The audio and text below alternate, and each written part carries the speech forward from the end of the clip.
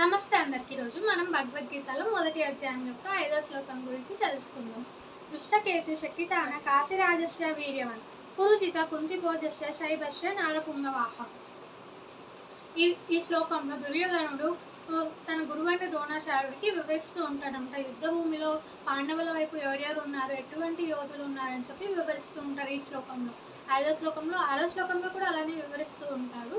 5వ శ్లోకంలో దుష్టకేతుని గురించి. దుష్టకేతుడు శిశుపాలుని యొక్క పుత్రుడు అనమాట. శిశుపాలుడు ఎన్నో తప్పులు చేసి మరణిస్తాడు, కానీ అతని పుత్రుడు మాత్రం విజయం వైపు మరియు పాండవుల వైపు, న్యాయం వైపు, ధర్మం వైపు ఉండాలి అనుకుంటాడు. దుష్టకేతుని యొక్క పుత్రుడు శత్రుకేతుని కూడా అలానే ఉంటాడనమాట. పాండవుల వైపే సపోర్ట్ చేస్తారు. ఇంకా కుంతిభోజుడు అని చెప్పి కుంతి రాజ్యానికి అంబాలిక వాళ్ళు ఉంటారు కదా, విచిత్రవర్య యొక్క మామ కుంతిభోగ, అతను కూడా పాండవుల వైపు, ధర్మం వైపు నిలవాలనుకుంటాడు. ఇటువంటి ఎంతోమంది యోధులు పాండవుల వైపు ఉన్నారని చెప్పి దుర్యోధనుడు తన గురువైన ద్రోణాచార్యుడికి వివరిస్తూ ఉంటాడన్నమాట.